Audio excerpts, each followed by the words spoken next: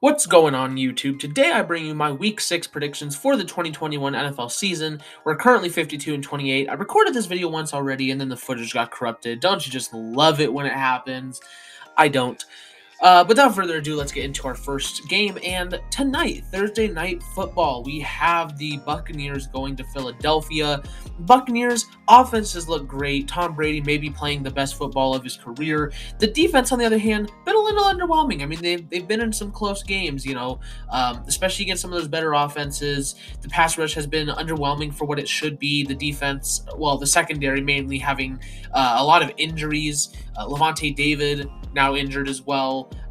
So they're going to need some guys to start stepping up. They signed Richard Sherman, just really not been that huge of an impact so far. The Buccaneers, still obviously one of the best teams in the NFL, though. They are still dominant. And the Eagles, they've put up some good defensive games. The offense has either been humming or it's not. I do think that the Buccaneers will be able to keep Jalen Hurts under wraps for the most part. They might have some issues, which is why I do have the Eagles making this a relatively good and close game. But I do still have the Buccaneers pulling this one out. I just think I'm taking them on both sides of the ball. Eagles will make this a good, interesting game, but I will take Buccaneers on Thursday night. Then our first Sunday game, and in London, second game in London in a row, we have the Dolphins and Jaguars. This is going to be a pretty bad game. Jaguars, obviously, pretty much the London team. Dolphins, started out pretty poor as I predicted, and I definitely was not high on them coming into the season, and they've kind of proved me right on that so far. With the Dolphins, I just think that they are a bit better of a team. I'm definitely taking Brian Flores over Urban Meyer as my head coach. I'm surprised Meyer still has a job. The Dolphins, they do still have some weapons on their offense. I think, their offensive line, it's bad, but it's like, it's not going to falter too much against a pretty poor Jaguars defense.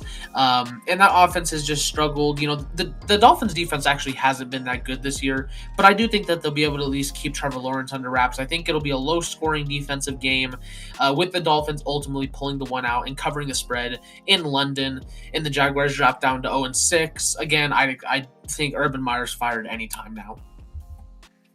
Then the Vikings at the Panthers, and this is a good game here on Sunday, around 11 instead of 7 o'clock in the morning, or at least my time. With the Vikings, it's they've been a little sloppy. They've had some issues getting going. By the way, the Panthers are not projected to be 0-17. I projected them to be 5-12. I don't know why it says 0-17. It's 5-12. But Vikings, they've started out pretty sloppy. But luckily, they've got a few things going for them. Kirk Cousins is, probably playing his best football right now. The dude's actually been playing very good. Dalvin Cook, when he's not on the field, he's great when he's on the field. When he's not, they got one of the best backup running backs in the NFL. Thielen and Jefferson still great. The main issues with this team really lie with Mike Zimmer and the offensive line. The defense has not been very good either, but it's not horrible. It definitely, is enough to keep you in, their offense is good enough anyways, but their defense, even if the offense is having a bad day, is good enough to keep you in a game somewhat. And with the Panthers, I was predicting them to be pretty much the same record as the last couple years. I just didn't think they were that much of a different team, really. Didn't like Sam Darnold, and I think Sam Darnold played like Sam Darnold, this last week. They lost that game because of Darnold. Like, it was solely because of Darnold. Everyone else was playing great. And I don't know if Gilmore's coming back this week or not, but obviously Gilmore is a great addition. I mean, that defense is elite. That defense is scary, and they've got some great offensive weapons, but that offensive line is horrible, and it doesn't help Sam Darnold, who's also just not a good quarterback.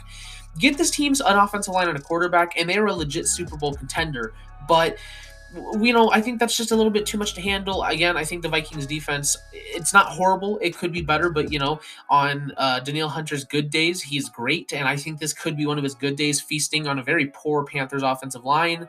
And it's going to be a great game in terms of the Vikings offense versus the Panthers defense. I think it'll be a close game, but I am going to take Minnesota on the road here. There were certain teams in the NFL that I predicted to start out hot and then kind of fall off a bit earlier than normal, and those teams were the Raiders, Panthers, and Seahawks. That's why I had them at pretty low records compared to what most other people had them. And now with John Gruden being stepping down, and Russell Wilson getting hurt, and the Panthers just being the Panthers, it's kind of so far become true. And so we'll see how this goes, but I will take the Vikings on the road here, 26-21. Then a really good game, and this could be my game of the week. This is going to be a great, great game. I'm honestly surprised that Baltimore's favored by 3 points here. If anything, I'd imagine it should be, just like a 0.5 difference, because this is going to be a great game. Chargers are hot. Red hot right now, on just rolling. Justin Herbert is a legit MVP candidate. Austin Eckler's been great.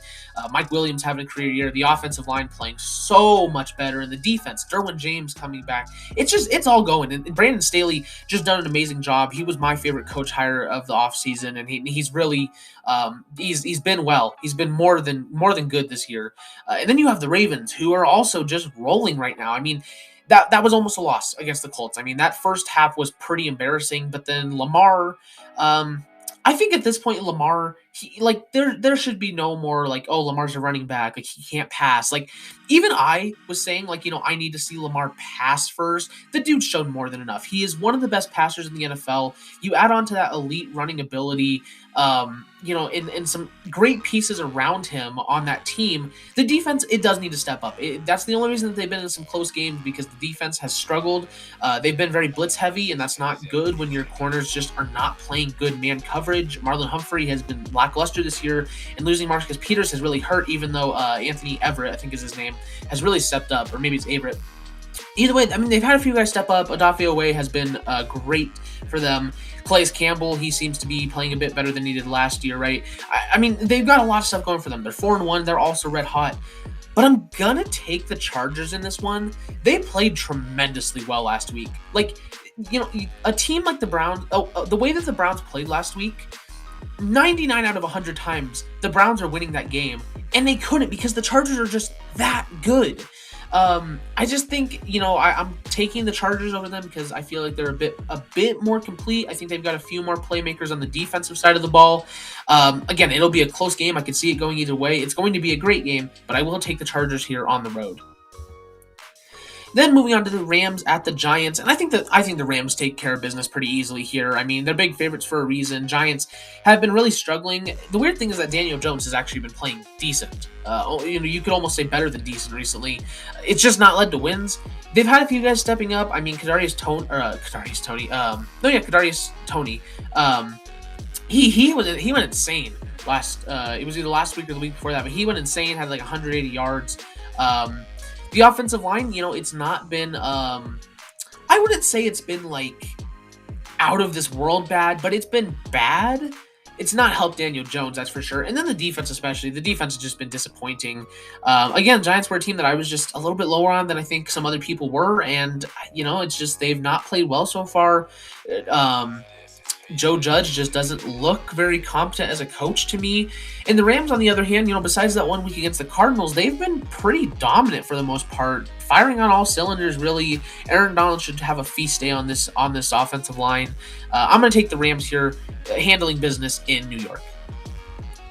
Then we have the Texans at the Colts, and I don't think the Colts are that much better of a team than the Texans. They're certainly a better team, but I don't think it's a night and day difference. Okay, no, it's a night and day difference. The Colts are obviously better than the Texans, but I don't think they're a great team, and you can see that because I projected them to be 7-10, and they've not played well so far. Carson Wentz just was not a fan of, and he's played fine, but most of the time when he's played okay, it's been against bad defenses. And even when he has those decent days, there's still a lot of stuff there to where he just plays bad. Lovie Smith actually is a good defensive coordinator, so he will make, the day somewhat tough on Wentz, especially with that makeshift offensive line. The defense is really what wins this game for the Colts, in my opinion. The defense is just elite. If they can play like they did in the first half against Baltimore for an entire game, you're winning more than one game. In your first five starts. The issue is that they just don't play like that for the entire game. Texans are a much worse team than the Ravens, obviously. Davis Mills has struggled, and I think he's going to struggle tremendously against the Colts here in Indianapolis. All in all together, I'm going to take the Colts here in pretty much a blowout. Then the Chiefs going over to Washington, and I can't have the Chiefs win this game. I just can't. I don't see them going down to 2-4. If they do, it is legitimately time to hit the panic button because it's just that's scary. If the Chiefs are have already lost 4 games by mid-October, that's not good. Their defense has been tremendously horrible. It has been so bad, despite having some great playmakers on it like Chris Jones and Tyrann Mathieu. Part of it's been because they have guys there that are just overpaid and stuff. I mean, you think Frank Clark, the first guy that comes up to my head, severely overrated and definitely overpaid. The offense, I mean, they've been trying. I mean, Tyreek Hill and Travis Kelce have been doing good. The offensive line's been good, but they still make their rookie mistakes. I mean, 3 of those guys are first-year starters, and Orlando Brown has been pretty horrific so far. Plus, Joe Thuney, he was a Patriots, a former Patriots player, so I was always a little cautious about that because those guys never seem to work out outside of New England. That's not helped Mahomes, who has looked great up until this last week where he just was not good. And Mahomes can only do so much. Even though Mahomes is, a once-in-a-generation player, I truly do think he has the potential to go down as the greatest of all time. He can only still do so much, and that defense is just too horrible, and that's what's led to 3 losses early. And then you have another 2-3 team with Washington, and their defense, I'd say, is a bit better than the Chiefs, but it's also been really underwhelming this year. I thought they might have the best defense in the NFL, and they just haven't. They simply have not. They've not played up to standards at all. And the offense, they've had their moments. Heineke has looked okay at times. I don't think he's their future, but he's looked okay. Antonio Gibson looks great. Terry McLaurin looks great. It's not better than the Chiefs. Their defense might be slightly better. So I'm going to have this somewhat of a close game because the Chiefs are having their struggles even on offense. But I do have the Chiefs pulling this one out. Again, if they lose this one, it is time to hit the panic button.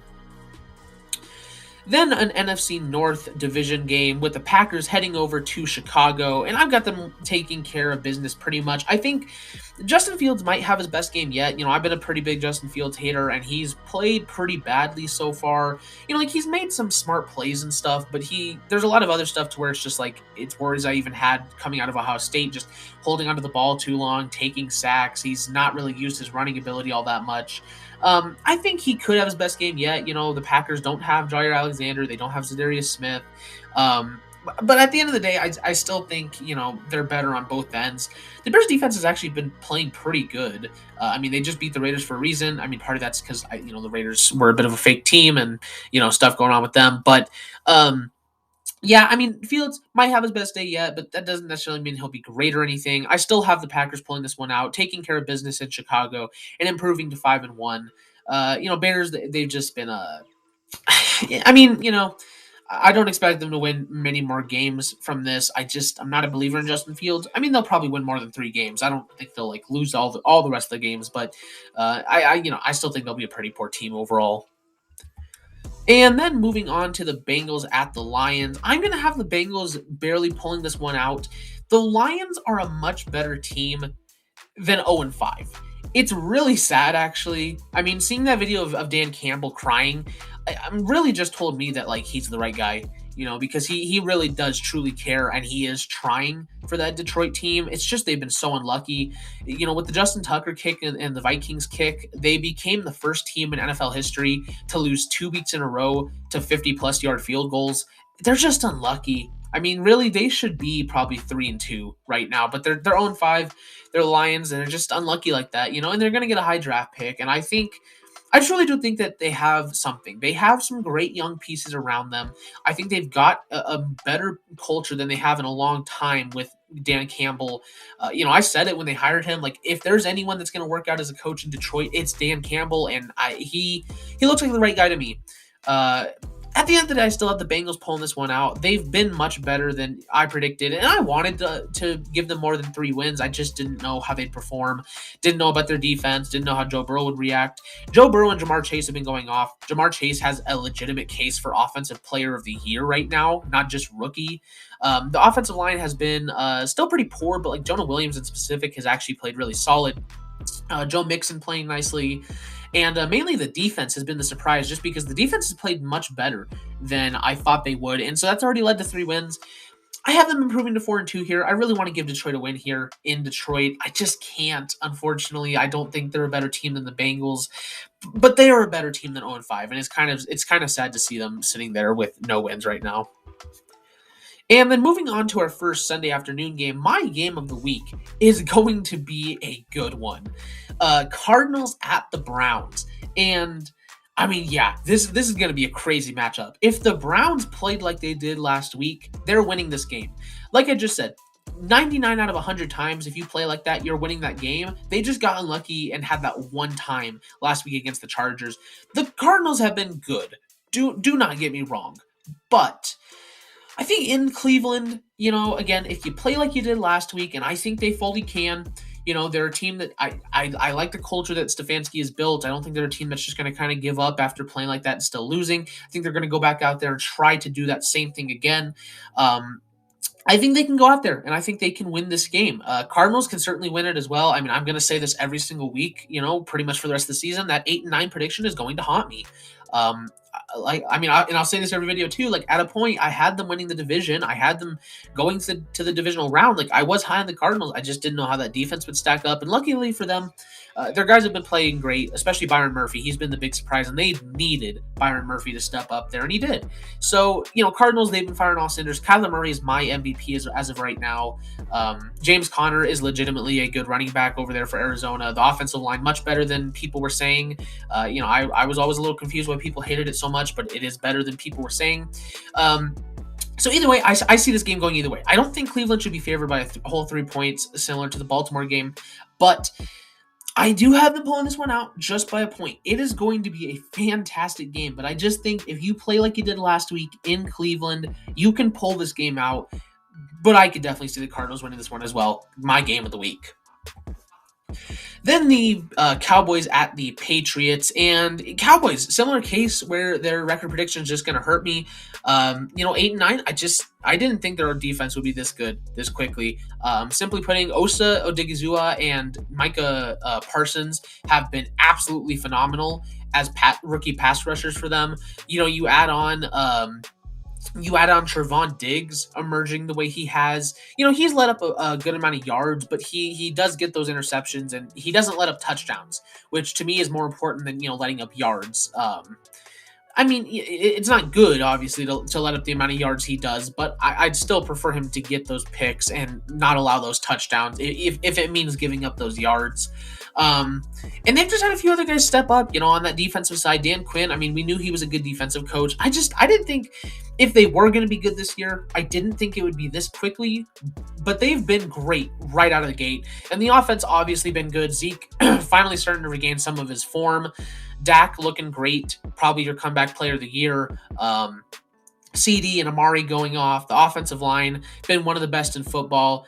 So, the Cowboys, they've just got everything going for them. Patriots, on the other hand, they've been struggling. I thought they'd be much better than they've been playing, losing games like the Dolphins, almost losing games like to the Texans. They're 1-4 right now if they don't come back for the Texans like that. And there's some good things there, obviously, because, Mac Jones playing like that gives you hope for the future. I always thought he was the right guy for New England, and he's looking that way right now. But the defense, they've been really either hot or cold pretty much every week. They show up some weeks and they just don't other weeks. And I think this is one of the weeks where they're just not going to be able to keep up with Dallas's high-powered offense. You add on the fact that Dallas's defense has just been so good. I think they win this one pretty convincingly in New England and improve to 5-1. And then the Las Vegas Raiders playing the Denver Broncos. I have this one being a close defensive matchup, but ultimately, I don't really see any way Las Vegas wins this one. First off, it's in Denver, which is always a tough environment, division game. But then you add on, John Gruden getting fired. I think I was already going to take Denver even with John Gruden. But now that you have an interim head coach on short notice, the Raiders should be able to keep it relatively close. I mean, the Broncos have a lot of injured players right now, and they've been on a bit of a downward slope, and so have the Raiders. Though I just think with both of these teams kind of on the downward slope, one of them's got to be looking for a win here. I mean, obviously both are looking for the win, but one of them's going to get the win. And am I taking the team that at home you've got your coach, or am I taking the team where you're away, you don't have your coach? I think I'm taking the Broncos here in this one in a close defensive battle. Not quite covering the spread, but I do have Denver winning this one. And then our Sunday night football game, and this is the one I would bet on if I were you. I don't know if the last time I checked, it hasn't changed, but the betting line for this one is Pittsburgh's favored by 4.5 points. I would go bet on the Seahawks with you. I don't know why I understand Russell Wilson's great. Like I've said this for a while now. Like, to me, Russell Wilson is the true MVP of the league, because if there was a player that you took away from a team and they would go from like kind of that first to worst, it would be the Seahawks, right? Do I think they're going to be so bad without Russell Wilson that they'll lose to the Steelers? Not really. The Steelers, they played well for like the first half against Denver and then looked pretty bad in the second half. Yeah, the Seahawks defense is not the best, but I mean, neither is the Steelers offense. And I'm for sure taking, the Seahawks offense over the Steelers offense. And even the Steelers defense has been a little underwhelming because, again, like that second half, Denver really had their way with the Steelers for a while there. Geno Smith played, more than just, he didn't look like a backup. I mean, he looked like a legitimate quarterback, and I think Geno Smith is actually a pretty good quarterback. He'd just rather be a backup, but he's going to get his shot, these next few weeks, 4 to 8 weeks, I think. I could see the Steelers maybe pulling off this win in Pittsburgh, but to me, the Seahawks are just a much better team. And so I think this should be a relatively high-scoring game, just because I think Seahawks offense overpowers the Steelers defense, and, neither the Seahawks defense or Steelers offense is good. But I ultimately have them pulling this off. So if you're going to take my advice, which I mean, obviously be cautious about that, but if you're going to take my advice and go bet on a game, I'd recommend this one just because I don't see the Steelers winning this one, but I'm going to take the Seahawks 29-22 here. And then our Monday night football game of the week, we have the Bills against the Titans. And I'm taking the Bills here in a pretty big blowout. I mean, I think the Titans should be able to put up a decent amount of numbers. Tannehill, he's not been good, but and the Bills defense has actually been really good. I mean, they've been really good this year. But I think the Titans should be able to still get up a decent amount of points on the board. The Titans defense is just simply not good, though, and you take the Bills, who maybe have the most explosive offense in the NFL right now, they're going to put up a lot of points. So even if the Titans are putting up a good amount of points back against a pretty good defense, which I think they will, the Bills are just going to be putting up too much for the Titans to be able to keep up. So for me, it's a pretty easy one to pick the Bills here. Maybe it's not quite as big of a blowout, but I do feel pretty confident in picking the Bills. But those are going to be my Week 6 predictions for the 2021 NFL season. If you like the content, don't forget to leave a like, subscribe, and hit the notification bell so you never miss an upload. I've got some videos coming with Draft Analyst soon. We're going to be doing my positional rankings, my top 15 players in college football that are eligible for the draft this year at each position. So if you want to stay tuned for that, like I said, subscribe. Thank you guys so much for watching. I'll see all you guys in the next video. Bye-bye.